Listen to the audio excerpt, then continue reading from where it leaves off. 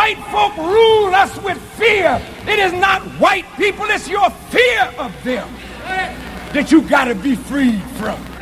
You are a slave, a dressed up Brooks Brothers alligator shoe wearing, diamond ring wearing slave. I think I'm hearing revolution in the air.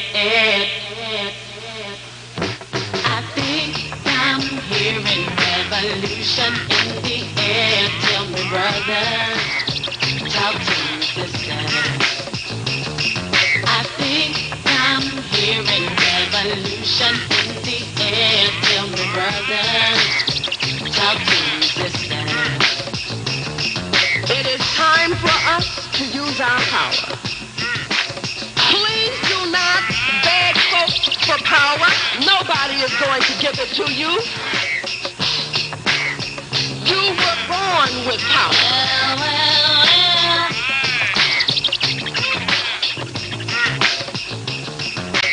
Some very sad news for all of you and people who love peace all over the world. Martin Luther King was shot and was killed tonight. Revolution.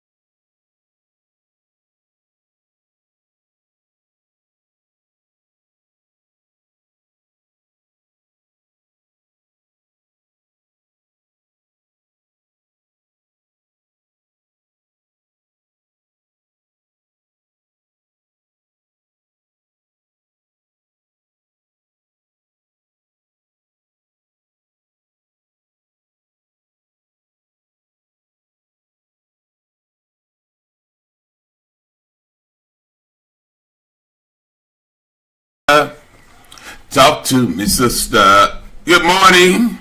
Good morning. Good morning and good morning, good morning, good morning, and good Friday morning. This is Prince Carter for your special edition on this Friday morning. Wanted to hop on here for a second. Had a few things I wanted to pretty much just get off my chest and see if how do you feel about this? Is there anyone that can help me shed some light on this current situation as it relates to folks not wanting you to expand your business onto vacant lots? I've been trying to reach Alderwoman Tyus since Wednesday when she hung up on me. I just felt that was so unprofessional and disrespectful. Not only am I a business owner in this ward, I also live in the ward. And if you have been elected to represent me, you have a responsibility as well as an obligation to in fact, hear my concerns and to converse with me about things as it relates to what's going on in the ward, what's trying to transpire. The mere fact that an elected official should not be able to tell you that they don't support you expanding your business without a justifiable reason, without a justifiable cause. So I guess she's stalling now for more time to try to fabricate something or to come up with something. It would have just been just as easy when asking the question, why don't you support it? How can this hinder or hurt the ward? But you engaged into your what I call bully tactics, your bully behavior, and hung up and ran. And that's not the way you're supposed to conduct yourself as an elected official. That's not how you're supposed to communicate with your constituents and your business owners in your ward. That's very unprofessional, and I consider it conduct unbecoming of an elected official. I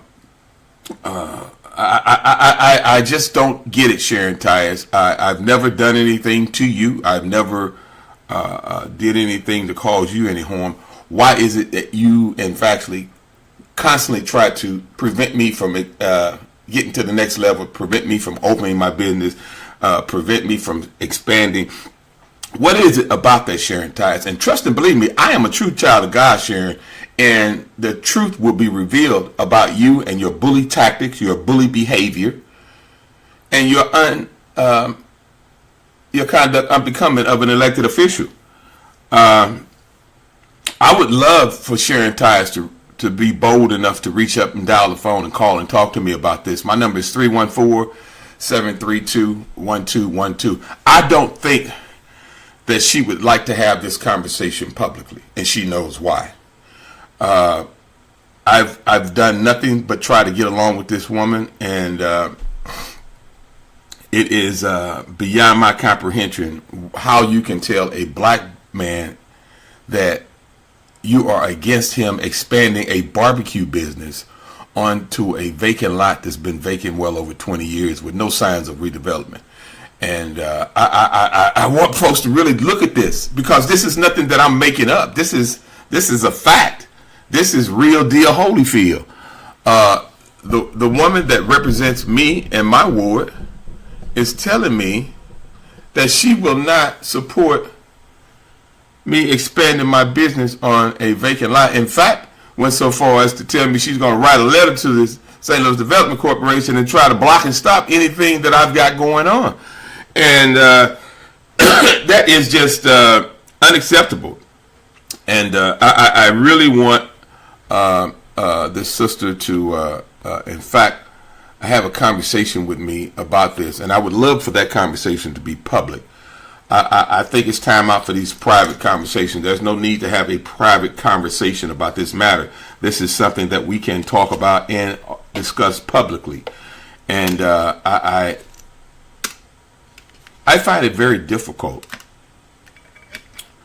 to comprehend that in a time where as we are a people, as a community, have been held back for so long, that now folks that look like you and I are now doing the holding back. And that is just beyond my comprehension. I'm praying for Sister Sharon Tyus. I pray that God removes her spiritual blinders. I pray that God lets it be known to her that I am his child, and that no weapon formed against me shall prosper. I want her to understand that, because you know, while you running around here all high and mighty and playing your buffalo and your buffalo tactics and your buffalo behavior, you should be mindful that the God that I serve can make you my footstool, and you should be mindful of that. And I pray that you get it together somehow or another, because I have nothing against you, sister. I'm praying for you. I think you should seek some help. However, I think there's something going on with this sister on a mental level that needs to be dealt with. She's becoming unsafe. And from where I'm sitting and the way I'm seeing her behave, I'm beginning to wonder if she's not a menace to society. With her vindictive spirit, with her buffalo and her bully tactics that she engages in. And I just think that Sharon Tyus needs to really do a reality check. I think she needs to understand that trying to stop a pro-black man from opening a barbecue joint on Union Boulevard and expand is not the problem of the black community. It is not the problem. And I want the sister to understand that. I really do. I want her to understand that. That you gotta be free from. You are a slave.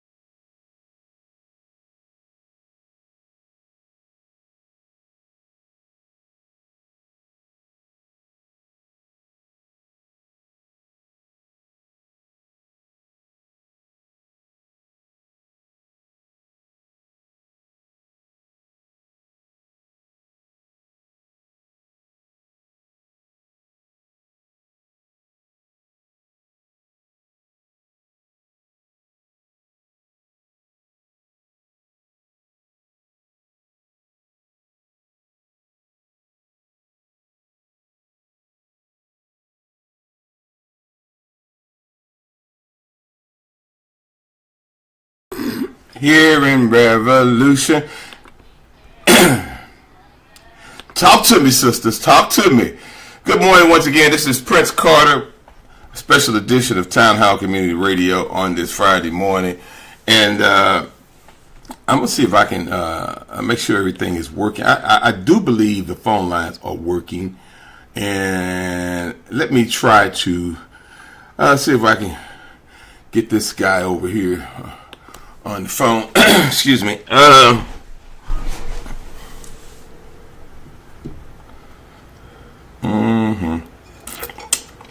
Sounds like it's working. Sounds like the phone's working. We got that bill paid. And I don't think this old man up yet. No, he's not. Okay.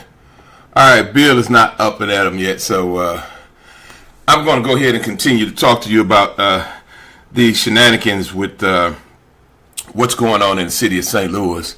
I still haven't seen nor heard of anything, excuse me, tangible coming from the St. Louis Police Department as it relates to traffic laws being enforced. Why do you think they're not enforcing traffic laws? Does it matter to you? Do you care? Let me ask, is there anybody out there other than me that would like to see traffic laws enforced? That's the question of the day.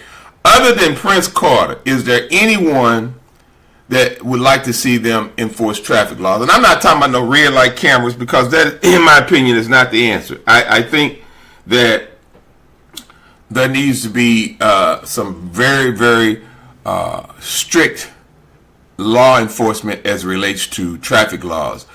Folks should not be continued to allow to run red lights, stop signs, riding 30, 40, 50 miles over the speed limit. Excuse me. You got to look at some of these accidents that are taking place. And when you see the end results, you have to ask yourself, how fast were they going? Because that's the only thing that can actually come to my mind, excuse me, when I see some of these cars in these accidents. How fast were they actually going? And that's a concern for me. I don't know about you, but I am deeply concerned about the lack of not enforcing traffic laws in our city. It's costing people their lives. It's costing all kinds of financial burdens as relates to property damages and whatnot. The Family Dollar, excuse me, man, excuse me. I had to wet my whistle there.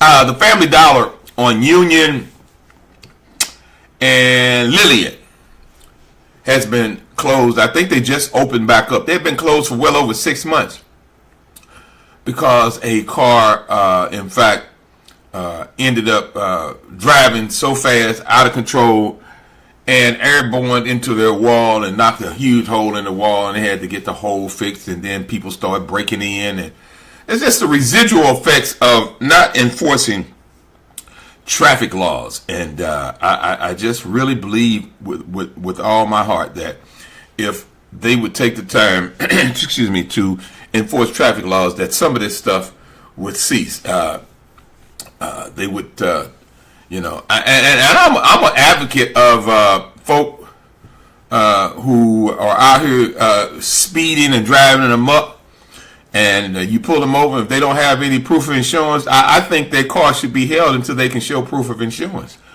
When back in the day, excuse me, when I was younger, we were mischief as well, and there were things that we may do. But if we were ever doing what we call riding dirty, if you didn't have a driver's license, if your plates are expired, whatever, we obeyed all traffic laws and did everything to avoid adding additional attention to us. These folk nowadays just don't care. They just don't care. They will be dead wrong and be looking at you like you done something wrong. And that's one of the things that really disturbs me. And I think that we should, in fact, find a way to encourage those that are listening, those that are trying to represent us or wanting to really represent us, to let them know that it should be very clear that we want traffic laws enforced. We're not concerned about these red light cameras because we need physical police officers out here pulling these cars over, checking for the illegal guns and other things, and as well as making sure that they have insurance. And if they're out here driving like that and with no insurance, they have a blatant disrespect for the community as a whole. And I think that we as a community, we as a people should be, in fact, encouraging those that represent us. But it's kind of hard when you got folks like Sharon Tyus representing you, who oftentimes won't return your phone calls.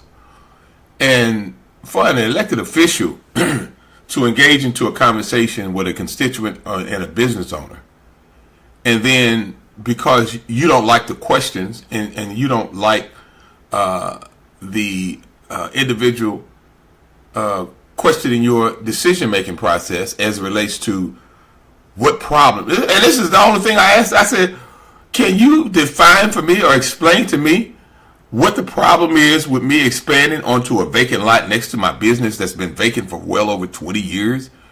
And rather than answer the question, she engaged in her bully tactics and her bully behavior and just hung up. Said what she had to say and hung up. And she said it so fast, I don't even remember what she said. And something to the effect that she didn't agree to that. She only agreed to me opening up a place on Martin Luther King, which that's another story. I have been invited to be a part of the Martin Luther King development, and I'm seriously looking into that and wanting to do that as well. But I have my own vision. I have my own thing that I've been working on for the past 15 years. And I want to expand what I've been working on and what I had built and what I created. I don't think that I should be forced to just walk away from what I've been working on for 15 years because the older woman don't want me to expand. Why won't she give a written explanation? And I've requested it to her. I've sent her emails. I've sent her texts. I've sent her all kinds of ways. I'm going to send them again today because I would like to have a written response from her, since she is out of control to the point to where she can't conduct herself in a professional manner to converse with a constituent. That is very unprofessional and conduct unbecoming of an elected official. I don't think any elected official should be able to just holler at a constituent and hang up on them without just cause. I mean, I haven't said anything wrong to you. I haven't been disrespectful toward you. I've shown you the utmost respect. And now for you to be blatantly disrespectful toward me, I'm asking for an apology, of course. Sharon Ties, you owe me an apology. Whether you give it to me or not, whether you're woman enough to do that, I don't know. We'll find out.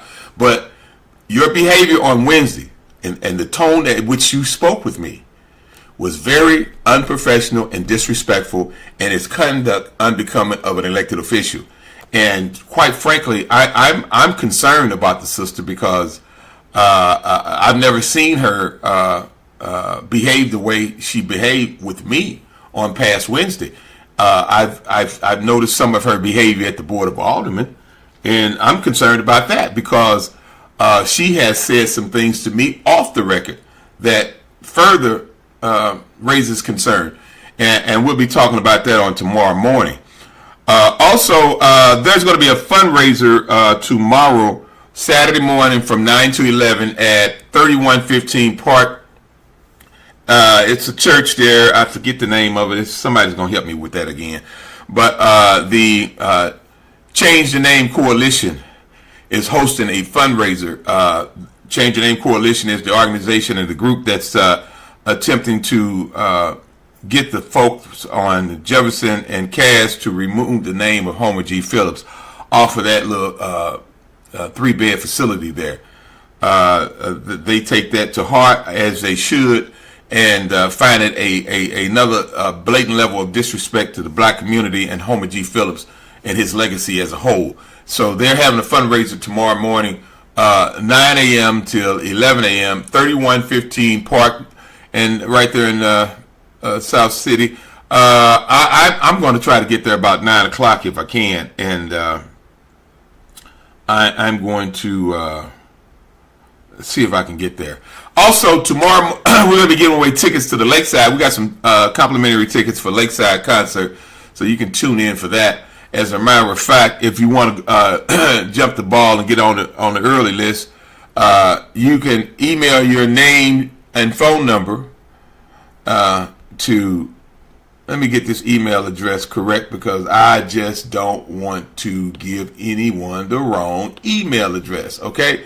So if you would like to win on those tickets, you can email your name as well as your phone number to kingprincestl@gmail.com.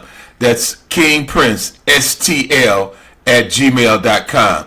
You can shoot an email with your name and your phone number, and we will put you in a drawing to win tickets to the Lakeside concert coming up on March 2nd at the Ambassador. Okay? Also, tomorrow we're gonna have a couple of tickets for the Sir Charles concert that we're gonna be giving away as well. So you can be listening tomorrow morning for those tickets.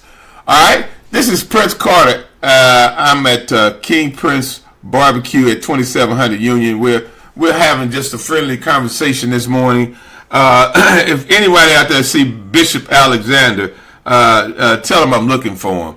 I would like to talk to the good bishop this morning if he's out there with his ears on. The phone number is 314-732-1212. That's 314-732-1212. Want to say good morning, my good buddy DJ Fuji out there listening in on the other end, as well as Sister Pointer. That's my friend over there.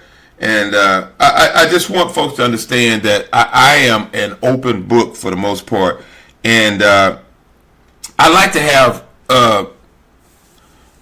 professional dialogue with folks, and it just behooves me that I don't understand how is it that you can have a conversation with a person, and you can just they telling you all about this, that, and the third stuff you don't even want to hear about. They got nothing to do with you because they're so used to engaging into boasting about this, that, and the third. And when I switch the conversation and to let you know that that's not what I'm because I don't have a whole lot of time. It's taking you umpteen months to call me back. I don't want to talk about that. I want to talk about where you are on me expanding my business and your position. And she just flat out told me that she would not support me expanding my business on Union. She didn't want me on Union. And it would be in my interest to take my tail over there on Martin Luther King and call it a day. And to that, I have a problem. I find that to be problematic. And I wish that the sister, as smart, as intelligent as she is, would be able to conduct herself in a respectful manner and converse with me about this situation. That's one of the the things that historically our elected officials here do. They lie, deny, and evade the issue, and they're so good at it. It doesn't make any sense. And I'm really concerned about this sister. I am, and that's the reason I've been praying for her. I really believe that there is a call, a cry for help coming from this sister. If you observe her bully tactics, her bully behavior, her bully mentality, bullies are dangerous people. I'm telling you, a bully cause all kind of negative impact on communities and people. And when you have people that engage into bully behavior and bully tactics, that should be a red flag. There should be some concern. And if this sister is not in that danger zone, she should be able to call and converse with Prince Carter. She should be able to have dialogue with Prince Carter. And if she is unable to talk to me in a respectful manner, with some respect on it, then something's really going on with her. And I'm not going to lure myself to her level. I'm going to hope and pray that I can elevate her to mine, or I'm going to just leave it alone. But I want her to understand that I would not sit idly by and continue to allow her to attack me and to stop me from making an honest living. And she has a track record of going against me and pretending as if she's in my corner when she's not. And that's one of the things that I really don't like, when people perpetrate the frog and act like they for you and one sentence, and then and a paragraph later they talking against you. I think that's not healthy. I think it's despicable, and I'm praying for Sharon Tyus. I'm encouraging you to pray for her because I've never wanted to fight with Sharon or anybody. I'm a lover. I'm not a fighter, and but I will not be punched around and walked on. I'm not going to be dogged out by Sharon or nobody else. And I think that as an elected official, she has a responsibility as well as an obligation to converse with a constituent and a business owner in her ward that poses no threat to her or anyone else. I'm not hostile, I'm not disrespectful, and I don't expect you to come to me that way. And that's all I'm saying to the sister.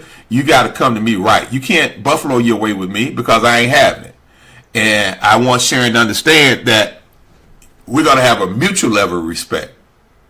And that's what I welcome. That's what I encourage. And if you ain't woman enough to do that, you need to just say it. And I'm encouraging folks to pray for Sharon Tyus. Sharon Tyus needs prayer, community. Sharon Tyus needs prayer. And I just don't want folks to think that it's okay to just talk to constituents and business owners because you're an elected official. You don't buffalo your way with me, sister girl. I'm not having it. I am not the one. And I will put Jesus so far down your back that you won't know what come over you. Okay? Because I have a relationship with God. I'm not perpetrating. Because if you're so godly as you claim to be, then why can't you communicate with another child of God? Something's wrong with that. I'm willing to compromise if necessary, where necessary. And I'm willing to be respectful. I'm willing to converse with you in a respectful manner. With all the degrees that you have, you can't converse with a constituent and a business owner in a respectful manner. All the woman Sharon Tyus, you can't do that. That's beneath you. Wow. I just don't understand, for the love of God, how you can claim to be a child of God and not be able to converse with one of God's children. I don't get it.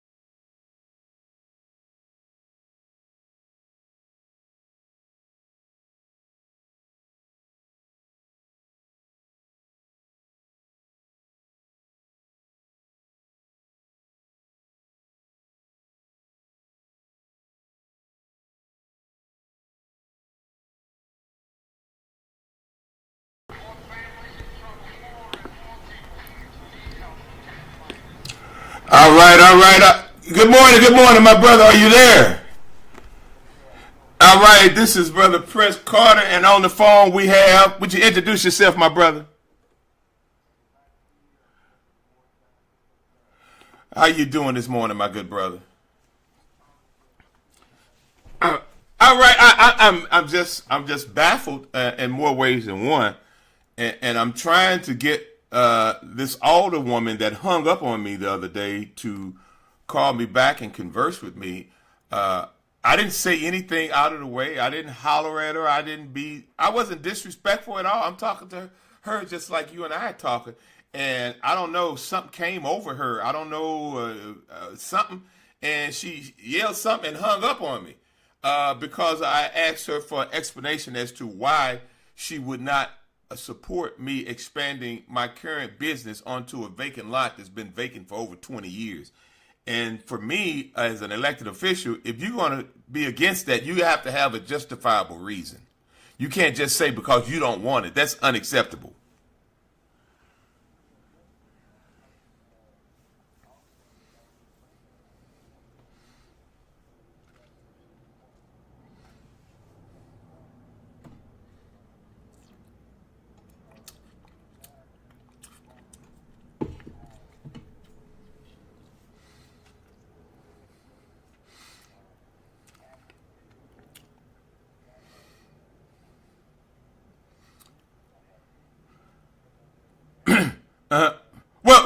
But my brother, correction. I think we got to be clear on this.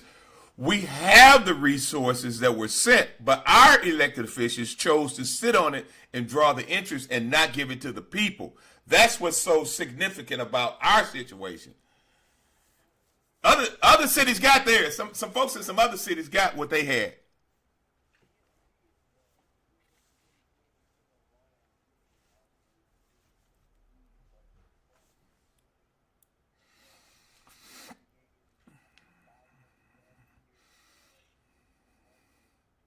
Uh, allegedly.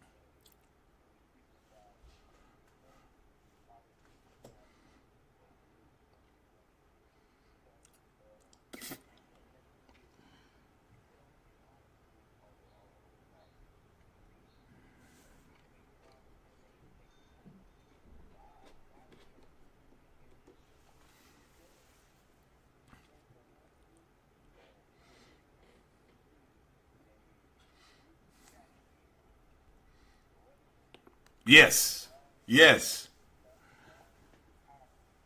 all the above.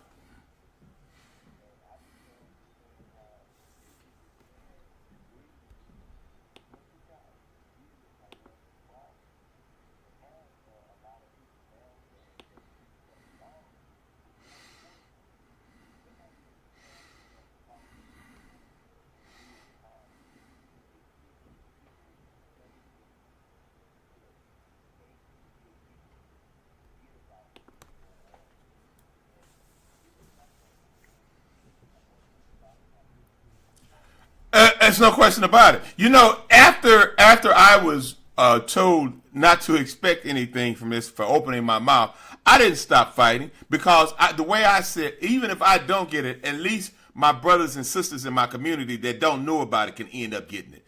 I think that it serves as a grave injustice and a total blatant level of disrespect toward a people and a community when you have the federal government that says, you know what, we got to do something. We got to help rescue these people, and we're going to start with the hood census tract. These people over here that's been neglected for decades and decades, and we're going to get them some funding, and we're going to entrust the local elected officials to get this money to them. We know this is not enough what we're giving them, but we're going to give them this amount, and we're going to tell them to find out how much more they need and send back for it. And those that represent you and I chose to sit on their duff, and we can't get not a one of them to woman up, a man up, and even call in and explain their justification by sitting back and allowing this to take place.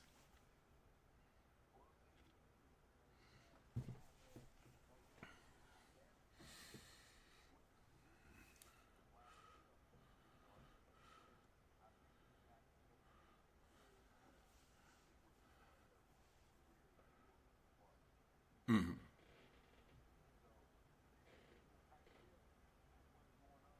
Their political career is more important than standing on the truth and fighting for the interests of the people. Wow. Wow.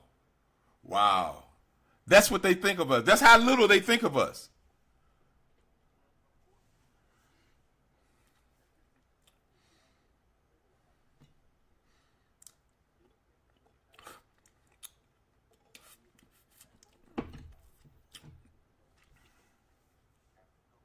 Absolutely. Absolutely.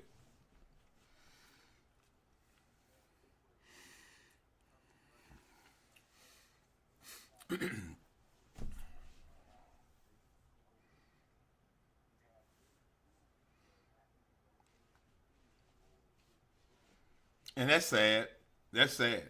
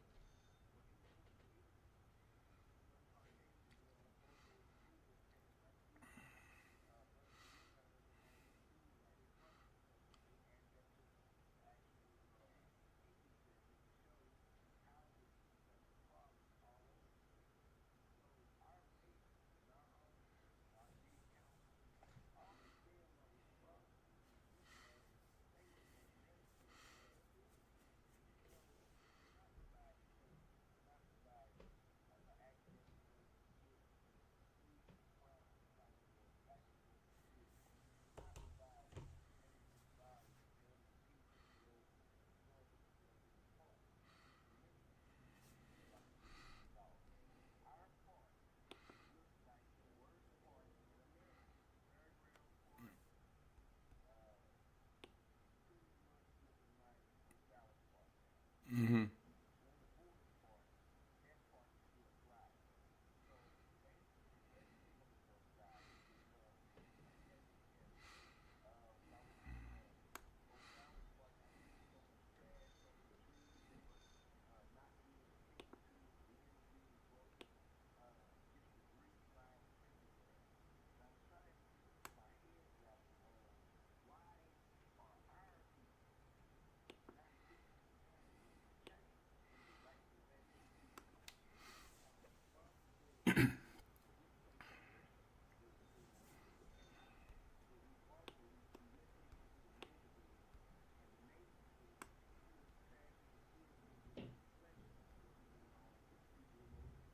Without a doubt.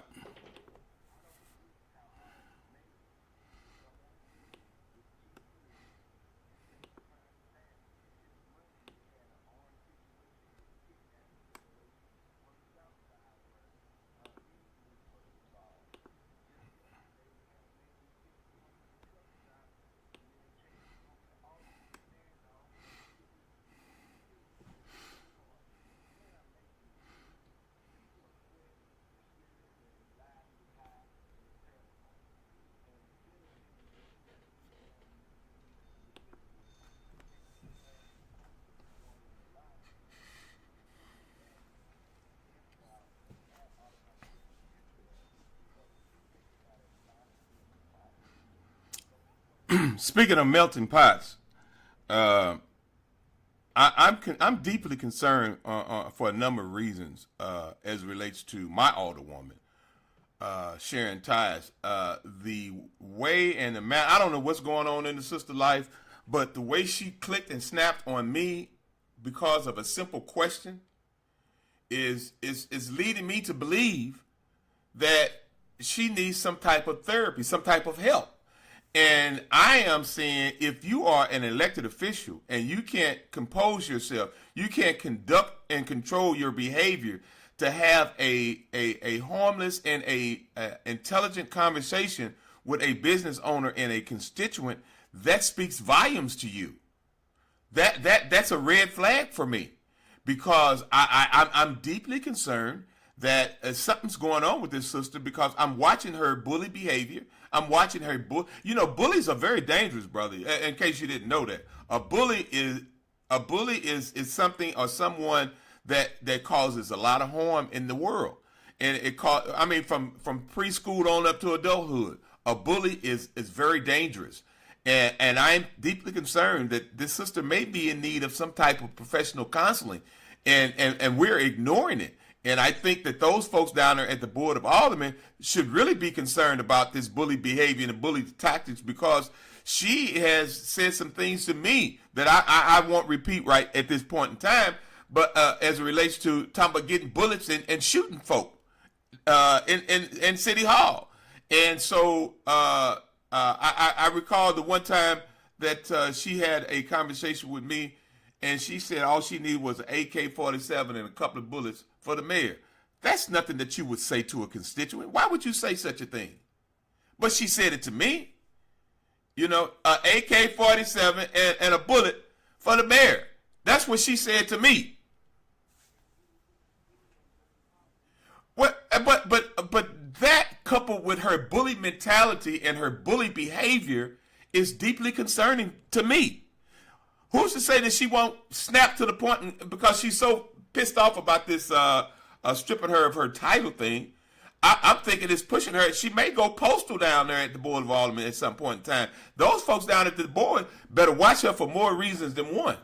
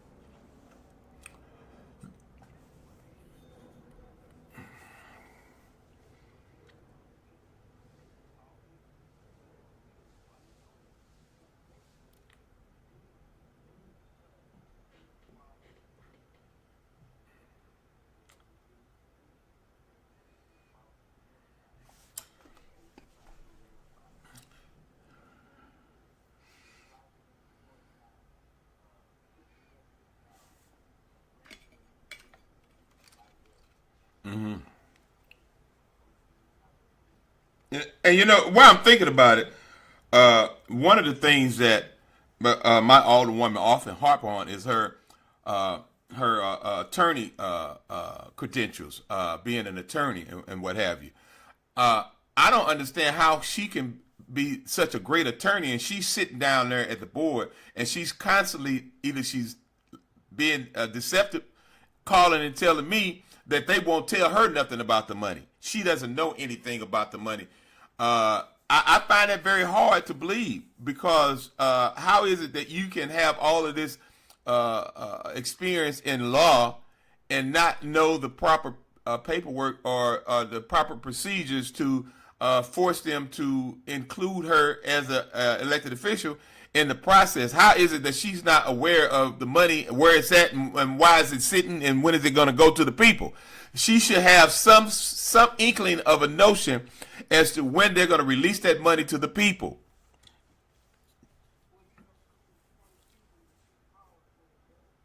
Uh huh.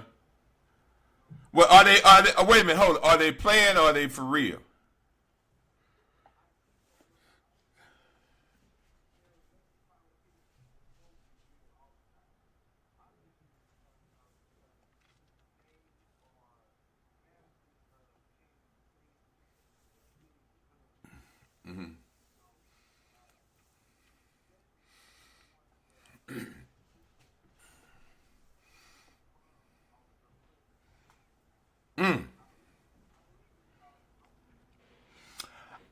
I just don't I don't understand how is it we live in a city and not a one elected official is willing to talk about this.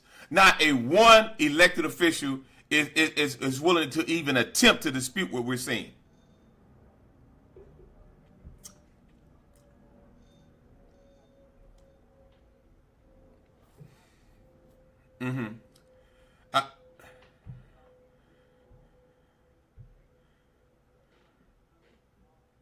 I, I remember back in the day when I was younger, when the elected officials were afraid to speak and wouldn't speak, the committee men and the committee women would come out and speak out. And now you don't even have that anymore. So I'm just curious to know who's pulling the strings. And I'm now being told, I don't know if it's true or not, somebody told me just the other day that the reason that they have been sitting on the money is because it looks like the money is going to have to be tied up in a lawsuit with Paul McKee.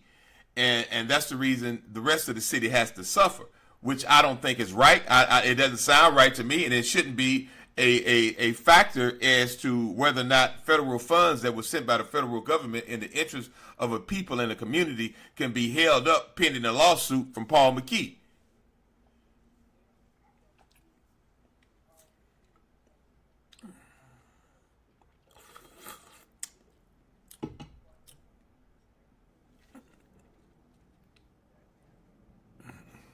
Well, the position Paul McKee is that he owns the property in these HUD census tracts.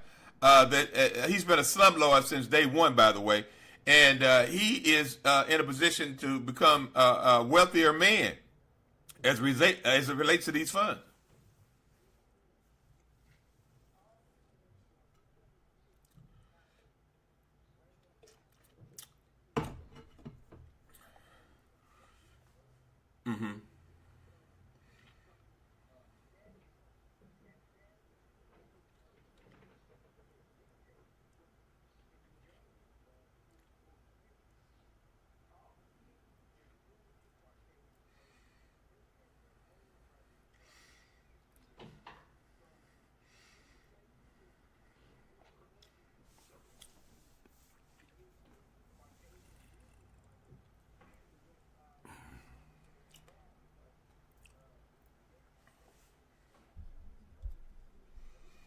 Mm-hmm.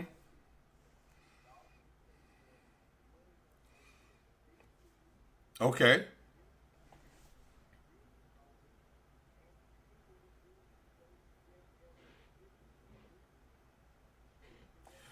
But wait a minute, hold up, brother, hold up. Here's the kicker for you. Here's the kicker.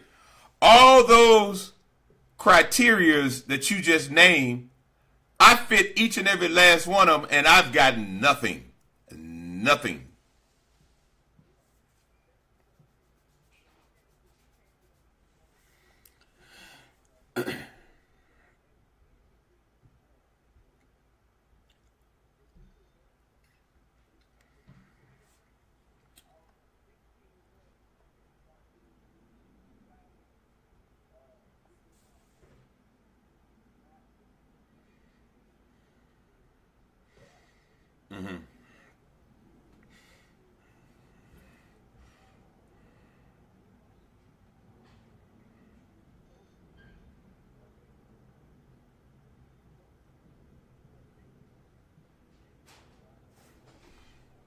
How? Wow.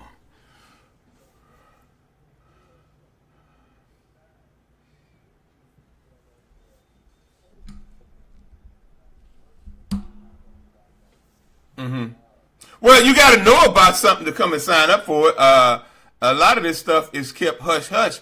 I I didn't find out about the last webinar until I got a notice about the cancellation of the webinar. I didn't even know the webinar was coming up prior to that. But you sent me a letter to let me know it was postponed. I think all of these stall tactics are just smoke screens so that they can further collect the interest on these funds. You know, when you're talking about millions and millions of dollars, there's increments of days and months and years that funds have to sit in account in the attempt to maximize the interest that you can draw off of these funds. So sometimes you need a little bit more time. And I just don't, for the love of me, don't understand how is it that you can take emergency funds. It's just like the flooding situation we had back, I believe it was last year or year before last, when FEMA came in and made the assessment and sent the money. They didn't allow that money to sit around and draw interest. They got that money directly to the people that was impacted from that flood. COVID-19 was a crisis. Those funds were supposed to be directly sent and distributed to those folks in that geographical area of impact of the HUD Census Tract to receive those funds for homeowners, for everyday people, people that were renting, businesses, things of that nature in this HUD Census Tract were supposed to be gotten those funds immediately.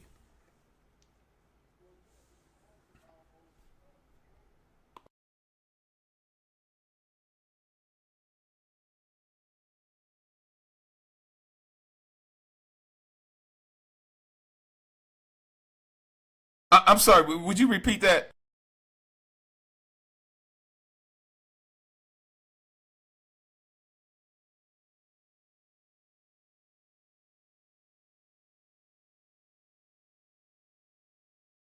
Right.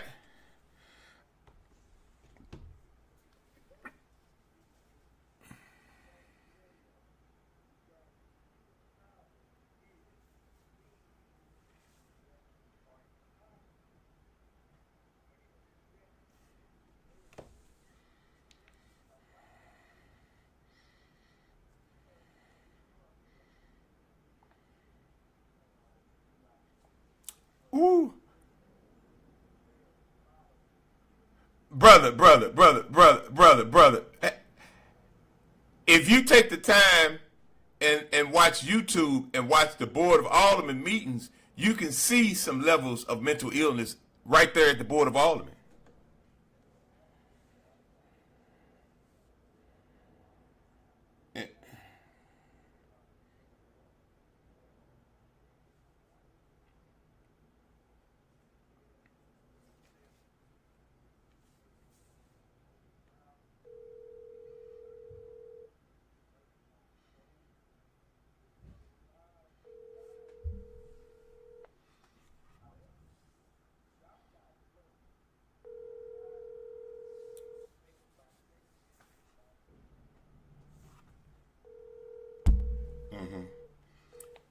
I I've noticed I see more crimes on South Side, more so now than I've ever seen before. At one point in time, they used to put all the crime on North St. Louis City, but the crime is all over. I said something the other day, and somebody took it the wrong way. You know, when I spoke about this traffic situation, this thing didn't just start. This traffic thing has been going on since right around COVID. So right before COVID, and it got worse during COVID. And I just said I don't think it would be fair to just try to blatantly blame all this on the mayor, even though she has responsibility as well as an obligation to address it. And from where I'm sitting, appears to get an F in that area. From where I'm sitting, I don't think that this new police chief is really cutting the mustard. I don't see anything that this man has brought to our city or that he's doing tangible that would yield any results, any a change any improvements. I don't see it. And I think that we overpaid for someone that's not producing.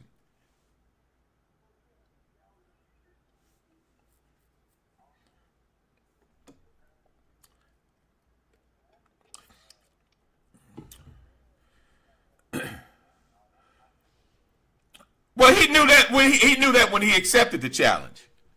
And he should not have accepted the challenge if he didn't have a way of addressing the crime and getting the job done. He shouldn't have accepted that challenge.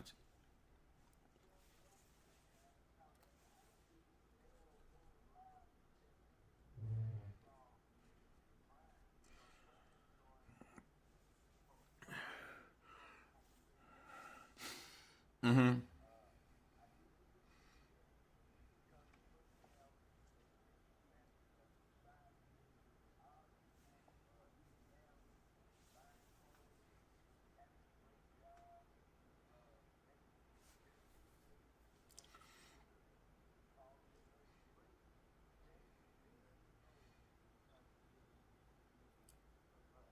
Mm-hmm.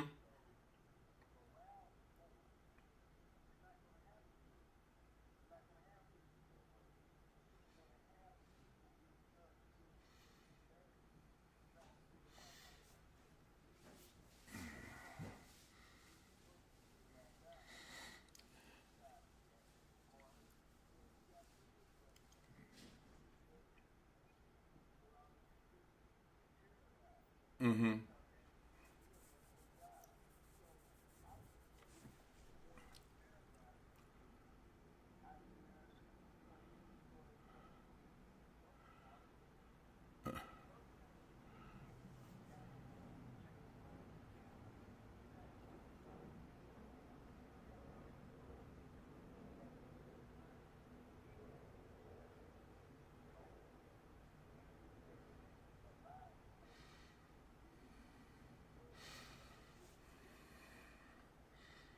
Mm-hmm.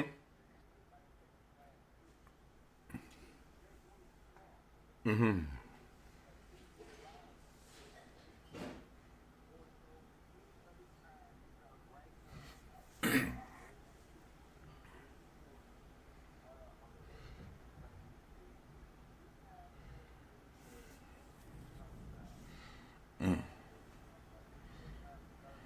Wow. But crime is down.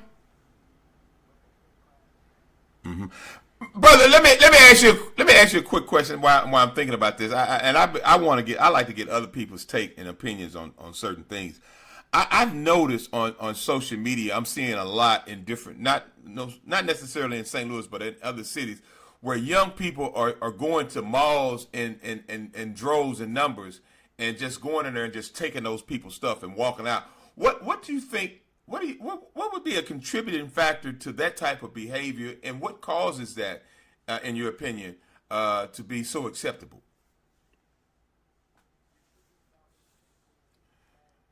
Yeah, yeah. They're doing that more and more now, and we're all going to end up paying for it. But what causes that, and what has driven people to that point is what I'm trying to figure out.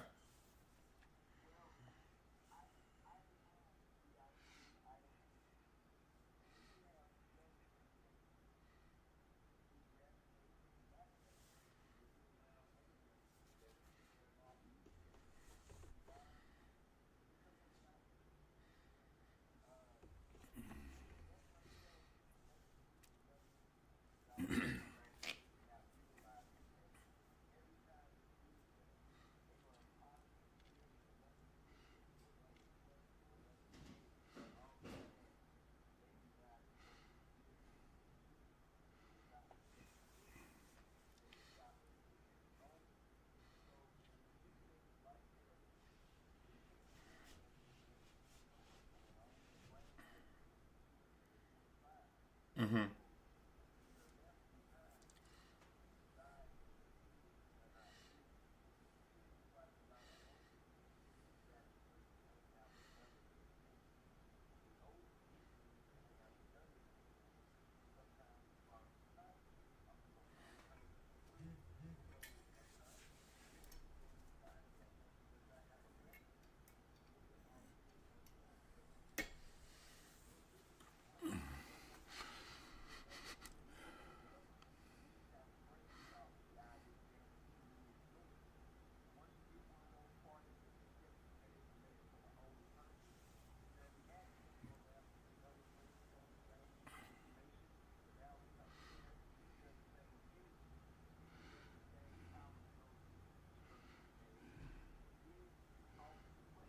Mm-hmm.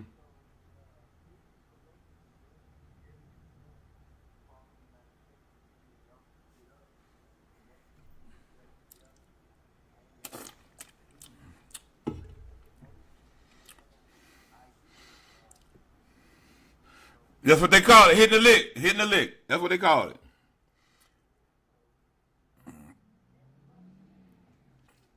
Mm-hmm.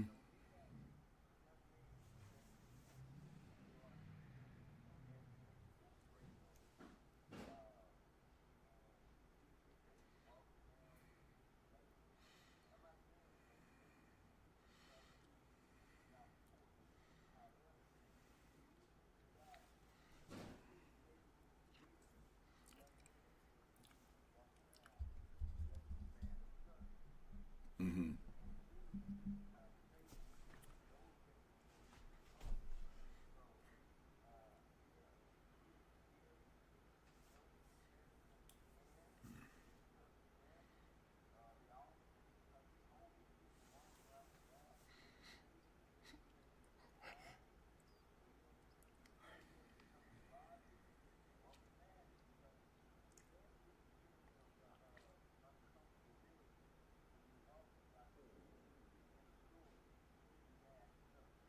I keep my distance. I tell you, I keep my distance, and I always, focus on two things. Well, three things. I focus on eyes, hands, and feet. You can tell a lot about a person, their intentions and possible moves based on those three credentials right there: the eyes, the hand, and the feet. And I'm sorry. Go ahead.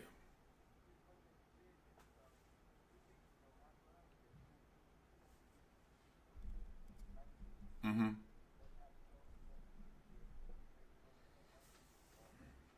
Okay. All right now.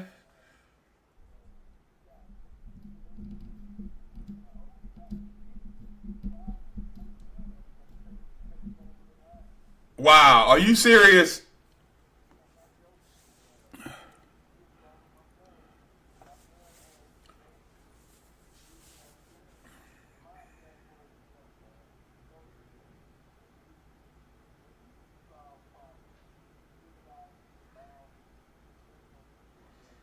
Mm-hmm.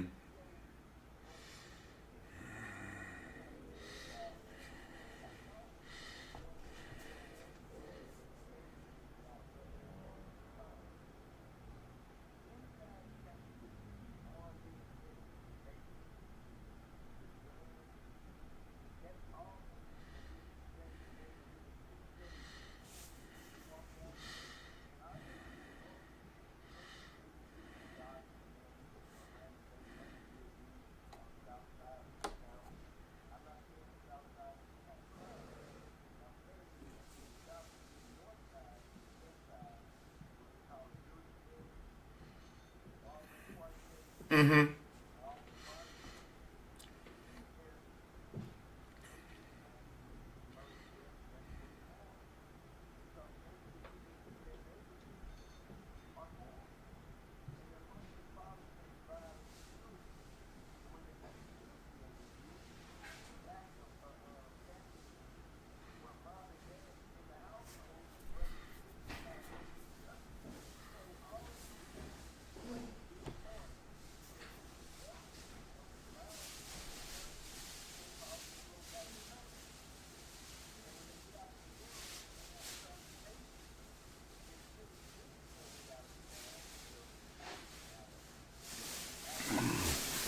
Mm-hmm. How do we get away from that? What's the solution?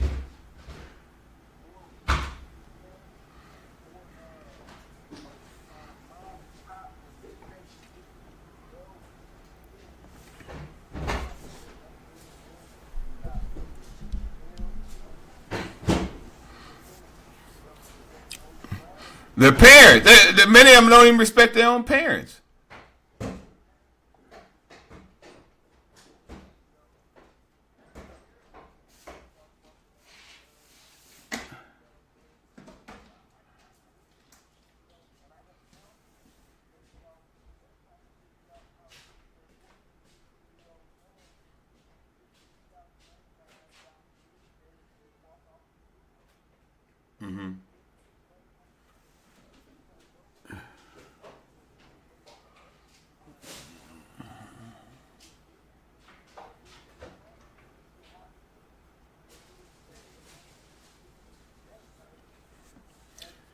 Well, that has to start when they come out of the womb. It has to start.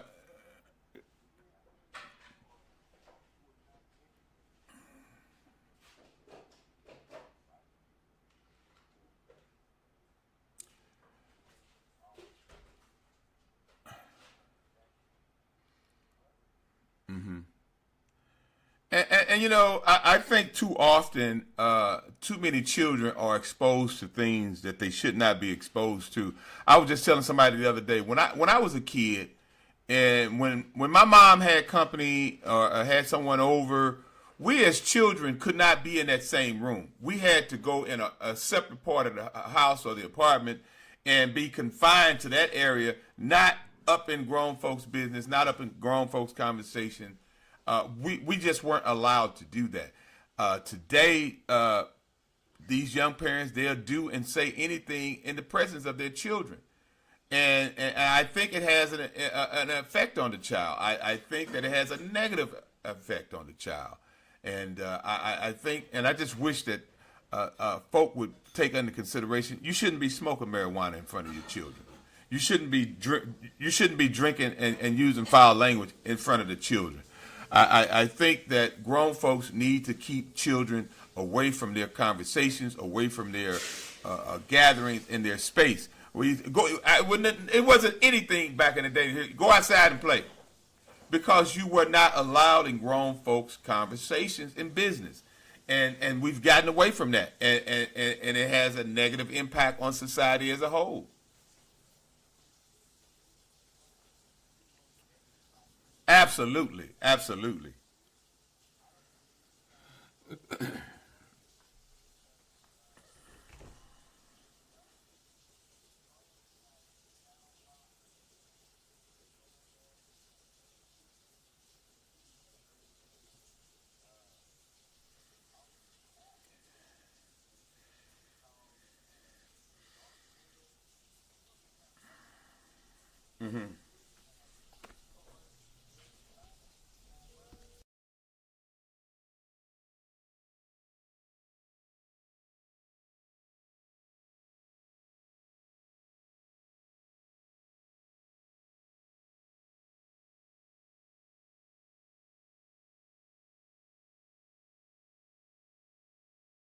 Without a doubt, brother. Without a doubt. Without a doubt. You know, one of the things I wanted to talk about was as it relates to where we are at this present time as a people, as a society. How is it that we can? How can we get past this? How can we improve the conditions of our people in our community? What can we do individually? Let's say if somebody was just listening to this broadcast right now, what is it that that individual can do to aid and assist in bringing about overdue and needed change for our people in our community? What are some of the things that you would come to your mind?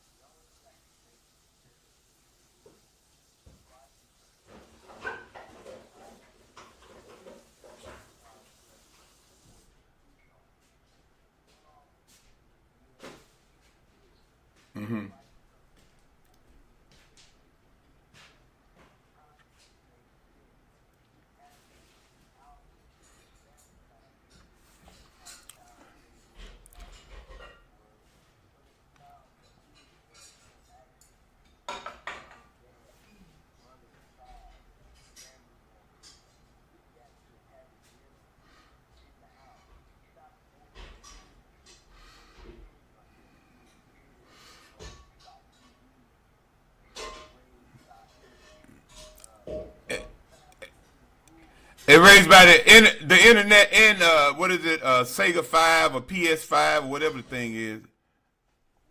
Yeah, yeah.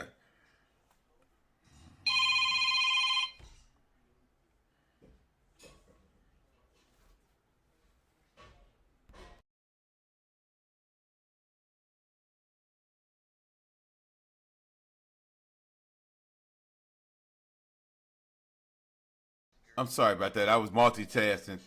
But one of the things that I would like to really look at, and that is, how is it that we as a community, we as a people, can just find ways to enhance our community and our people as a whole? How can we stop the nonsense? How can we get away from the foolishness? How can we elevate the standards once again?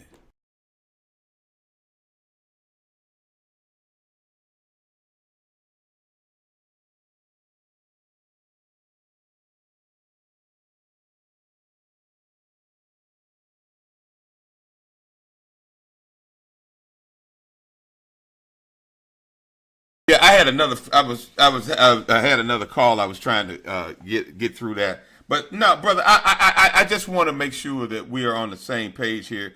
There is much work to be done, and that has to be done because of the neglect and blatant disrespect that we've encountered and had to go through over the years. Especially, I just can't say it enough. And people think that I'm off basis when I say this, but I believe COVID-19 had far more impact on us than we realize in certain ways. I think I noticed coming out of the COVID how folks was seemed like they was trying to catch up for the time that they had to be sat down and couldn't move. They became in such a rush. Everything's in a hurry. Nobody can wait. They want to hurry up and get it right now. And I just think that we have to find ways to elevate the standards once again, because from where I'm sitting and what I'm seeing, the standards with our people in our community is at an all-time low.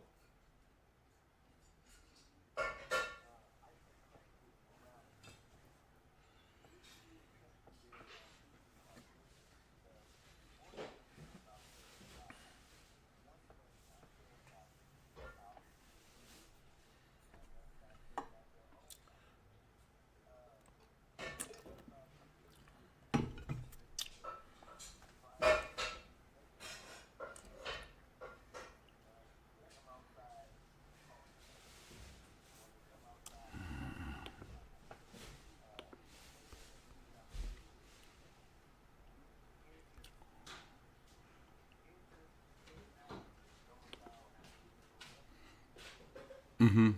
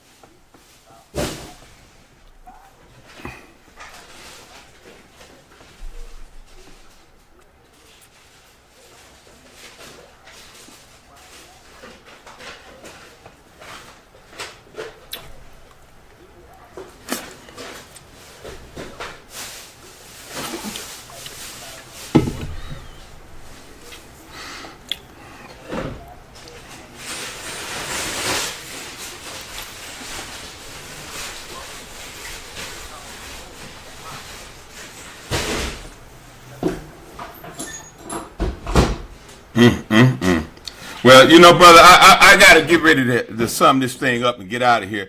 But in closing, is there anything? We got any updates as it relates to the petition? Um,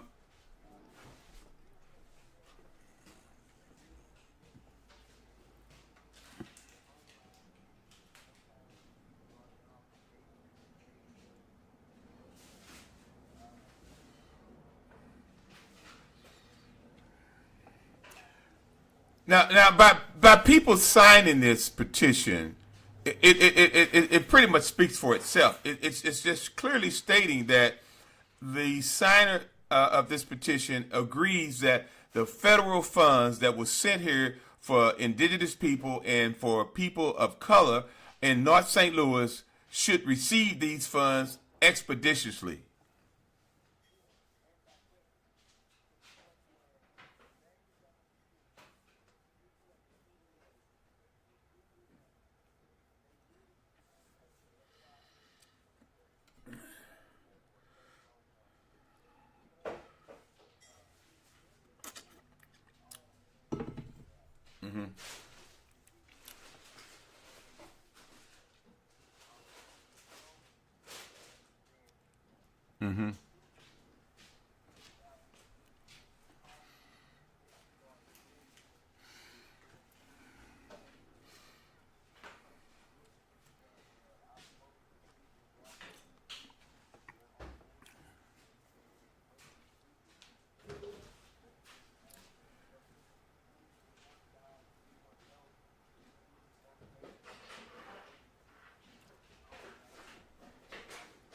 And I just hope and pray that after we go through these measures that and for future funding that we will be aligned to get it directly to the people with these reloadable cards versus having to allow elected officials to sit on it and draw the interest.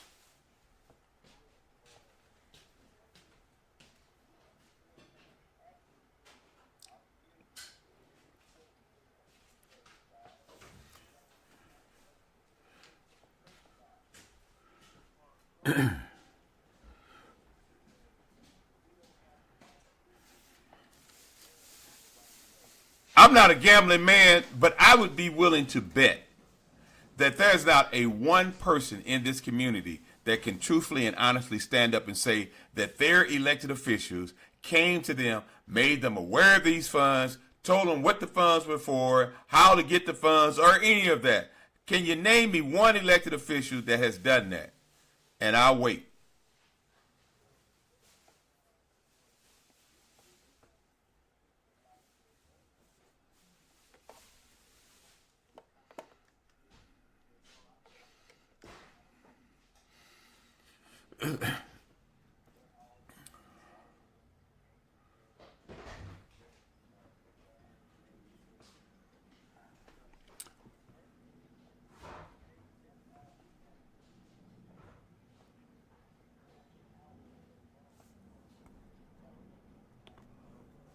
And for the love of God, I mean, we really need to be on top of this reparations piece that's about to come out and participate in these town hall meetings with this reparations commission so that we can be at the table and have input on how they're going to handle and distribute these funds as it relates to reparations.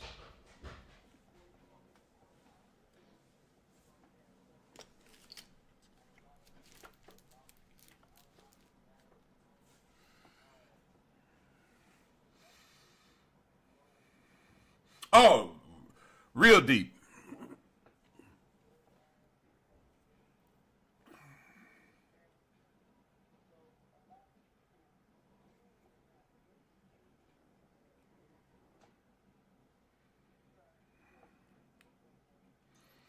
Mm-hmm.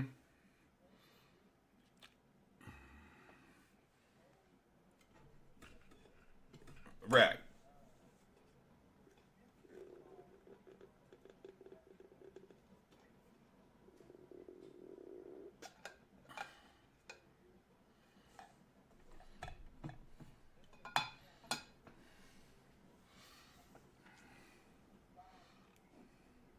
Mm-hmm.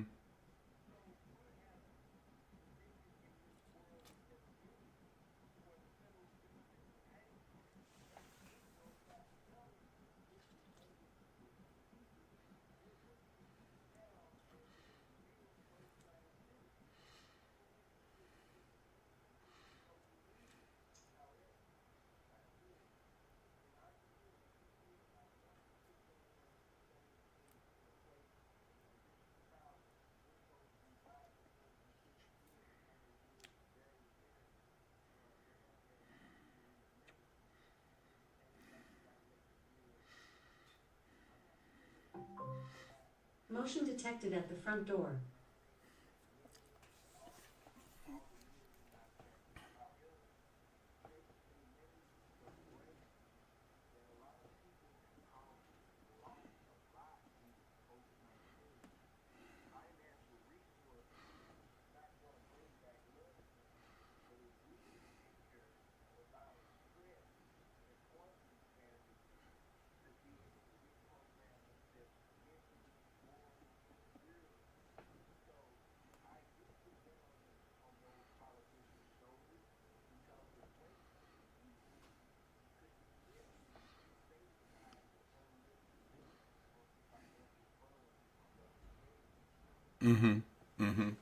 I agree.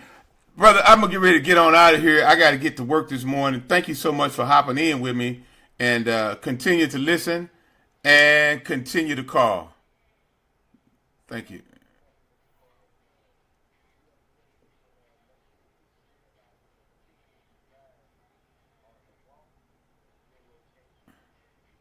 Every day. Thank you so much.